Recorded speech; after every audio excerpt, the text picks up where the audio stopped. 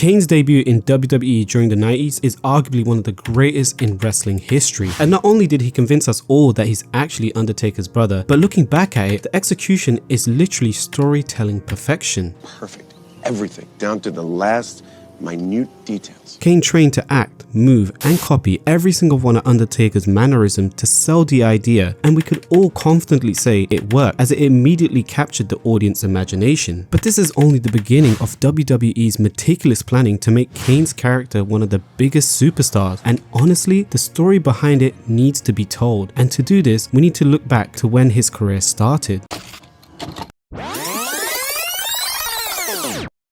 Kane's career, like most legends such as The Rock and Stone Cold, started off with many failed gimmicks. And before debuting at Bad Blood, Kane or Glenn Jacob stood at a towering 6 foot 8 inches and weighed over 300 pounds, which meant that Jacob never failed with any challenges when it came to attracting attention. And because of it, wrestling promoters recognized his potential and were eager to offer him opportunities. So in 1992, he made his debut in the wrestling industry under the alias Angus King and showcased his talent in the USWA. And he gained further recognition through his unique personas, first as the creatively titled Christmas Creature, what the hell is this? And later as Doomsday. Additionally, Jacobs briefly appeared in WCW as Bruiser Messiano, where he lost to Sting in less than 3 minutes on an episode of Saturday Night. So nothing special yet. It wasn't until he appeared as Jerry Lawler's private dentist named Isaac Yankem back in 1995 that we would see Jacob in WWE. This is when Lawler was in a terrible feud with Bret Hart, and even looking back at it, Glenn Jacobs says he didn't even know how to make the gimmick work back then. Oh, brother, this guy stinks! I've always wanted to do this character, Isaac Yankem, a wrestling dentist. It's like, that's great. How am I going to do that, right? I remember just flying back home thinking, how in the world am I going to pull that off? And the gimmick lost all steam when Glenn Jacobs went on to lose matches against bigger names such as Bret Hart. Then in 1996, Glenn Jacob appeared as a fake version of Diesel when the company decided to replace the departure of Scott Hall and Kevin Nash. And to me, this would never last long, as fans didn't want to waste their time on something that wasn't original. So with 2 failed attempts already at WWE, it wasn't looking good for Jacobs. And it would be fair to say, when a performer goes through multiple character changes, the chances of management giving up on the superstar is extremely high, and it leads to the performers getting fired from the company in the end. However, don't forget, this was WWE entering the Attitude Era, and as a result, Vince and the creative team were pulling out all the stops in putting out interesting television that would beat WCW in the ratings. In addition to this, by the mid-1997, WWE found themselves in a difficult position. The Undertaker had been incredibly dominant since his debut in 1990, and they had portrayed him as an almost unbeatable force. And in Bruce Pritchard's podcast, he discusses the challenges of making someone believably competitive with such a unique character like The Undertaker. And as they were planning for the next 6 months, they realized that he had already defeated everyone and there were no credible opponents left. So as we were looking for different talent and different people to come in and who's going to work with who, and you're trying to lay out your next 6 months, and you go, God, he's beating everybody. This is not a credible opponent. That's not a credible opponent. We need to create something for him. They needed to come up with something new, and during a brainstorming session, Pritchard had a unique idea, and that was, what if Undertaker had a brother? This idea will go on to become one of wrestling's most distinct and memorable storyline, and Glenn Jacob himself thought the same. Vince is like, why are we wasting one match on this? This is actually a storyline that we need to develop. I realized that this was the opportunity of a lifetime. So Jacobs was fortunate enough to be repackaged once again, but this time WWE decided to slow things down and take their time in reintroducing Jacobs. And it all begins when The Undertaker was in a feud with arguably his biggest rival ever in Mankind. The feud escalated also when The Undertaker's manager Paul Bearer turned against him and aligned himself with Mankind at SummerSlam in 1996. And later on, at the In Your House 14 Revenge of the Taker event, the Phenom successfully defended his WWE Championship against Mankind. And after the match, The Undertaker set a fireball in the face of Paul Bearer, something that was done to The Undertaker before the event. And one would think that the feud would end here, but the real entertainment was yet to come, as WWE was setting up for a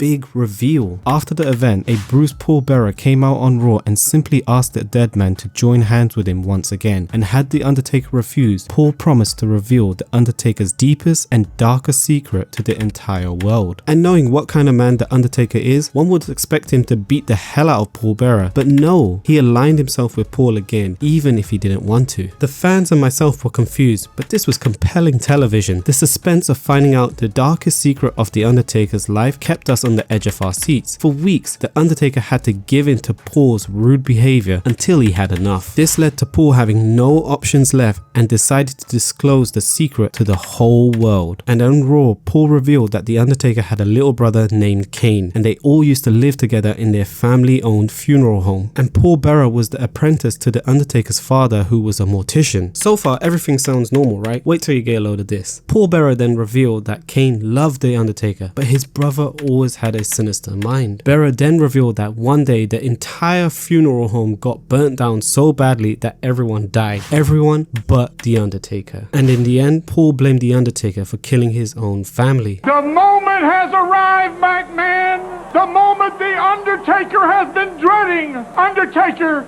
this is the beginning of your end. But there were two little kids there. One kid was a little red-headed punk, and then there was a second kid, a sweet little kid, named Kane. This little red-headed punk, there was something funny about him. He had a look in his eyes, the look of the devil. He was the devil's seed, if you know what I mean. Undertaker, you burnt the funeral home to the ground. And in the same episode, The Undertaker cut a promo of himself, revealing that he didn't start the fire and it was actually Kane who was responsible. The Undertaker went as far as to call Kane a pyromaniac, and in the following weeks, it was revealed that Kane survived the fire but was severely scarred and burned as a result of the accident. I beg your pardon? And then Paul Bearer further stated that ever since that ugly day, Kane promised to get his revenge, and he would now be accomplishing that by coming to the WWE.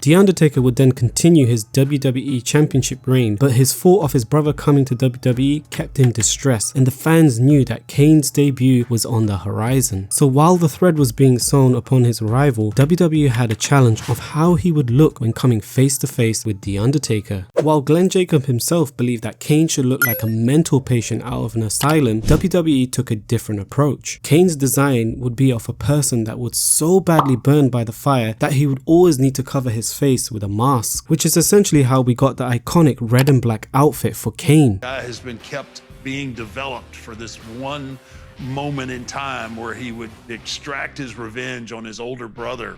He's still trying to work out the character. He would see something that he would think would be neat, and he'd tell me about it. I think I can incorporate this. The first renderings of the Kane character were the exact opposite of what I thought the character should look like in my mind. So fast forward to SummerSlam 1997, Shawn Michaels accidentally cost The Undertaker his WWE Championship match against Bret Hart. From then on, it was a no-brainer that the dead man would go after Shawn and eventually take back his WWE Championship from Bret. After their match ended in a no contest at the Ground Zero In Your House pay-per-view, The Undertaker would then challenge Shawn in the first ever Hell in a Cell match at Bad Blood. Paul Bearer, on the other hand, once again teased the arrival of Kane, and it seems as though everything was finally coming together. And it must be said that the first ever Hell in a Cell match exceeded expectations, as it was expected, as both The Undertaker and Shawn were at the top of their game during this time. So during the match, before The Undertaker could pick up the win, the lights went off and the fans lost their mind. The red lights then turned on, covering the entire arena. The eerie organ music and Vince yelling out, "That's gotta be Kane," at the top of his lungs added to the theatrics of the entire segment, and it needed that to make it work.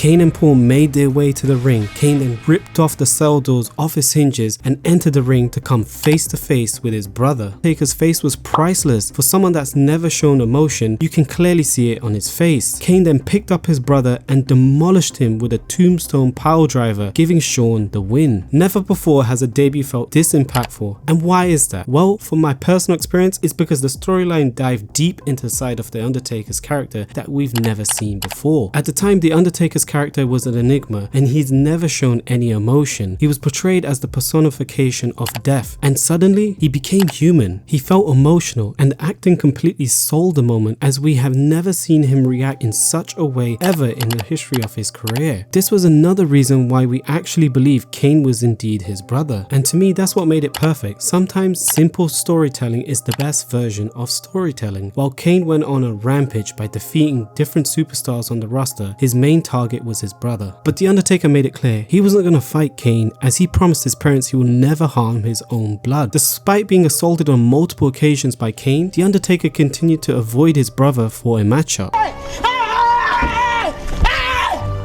Are you running? So The Undertaker would continue his rivalry with Shawn Michaels, who became the WWE Championship in the most controversial way possible at Survivor Series. And with Triple H and Chyna by his side, Shawn seemed unstoppable. But on an episode of Raw just before the Royal Rumble, out of nowhere, Kane stepped in for his brother and decided to help The Undertaker against DX. And many fans were confused at the time, as it seemed as though Kane has finally aligned himself with The Undertaker to help him win back his championship belt. So at Royal Rumble in 1998, The Undertaker and Shawn met each other one more time in a casket match. Before The Undertaker could have gotten the win, Kane then betrayed his brother, costing him the match against Shawn once again. Obviously, Kane was never going to align himself with The Undertaker at this point. To make things worse, Kane and Paul Bearer locked The Undertaker inside a casket and set it on fire, something The Undertaker allegedly did to his own family all those years ago.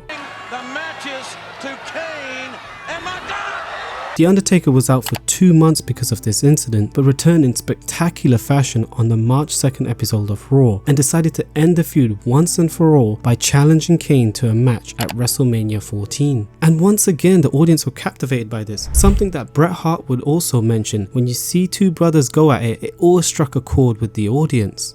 There's something about two brothers fighting each other that hits a chord with families and in real life, where they go, it's a nerve south of the border, like nowhere else. The Undertaker and Kane would have a stellar match at WrestleMania 14. However, The Undertaker would go on to defeat Kane to continue the streak and settle the score. Although the two will meet again at Unforgiven in an Inferno match, which was also won by The Undertaker, putting this epic feud to rest for the time being. Whenever I look back at this debut, it always gets me thinking of how Kane and The Undertaker must feel about it 20 years later, considering this era of wrestling had tons of backstage politics.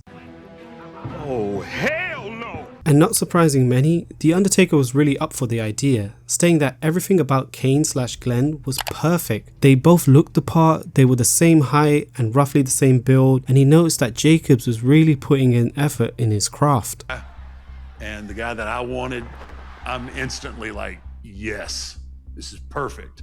I mean, we're similar size, we look similar. It's going to be easy to sell the fact that we're brothers, and it was a break that I thought that he really deserved. It's probably one of the most important debuts in WWE. Gimmicks from the past simply can't work today, mainly because of the PG rating and the internet wasn't a big thing back then. The gimmicks at the time felt really refreshing, and it's one of the main reasons the Attitude Era was so successful. All in all, I don't think that Kane fully gets the appreciation he deserves, and whether that be because his character was always overshadowed by the presence of The Undertaker, or it's because of WWE's handling of the Big Red Machine. I would say that Kane needed The Undertaker, just like The Undertaker needed Kane during that time period. Nevertheless, it will go down in history as one of the best debuts in WWE history. But let me know what you guys think in the comment section below. Did Kane really have the best debut in WWE? And if you liked the video, make sure to give it a like and subscribe, and check out these other videos that we made of The Rock and John Cena.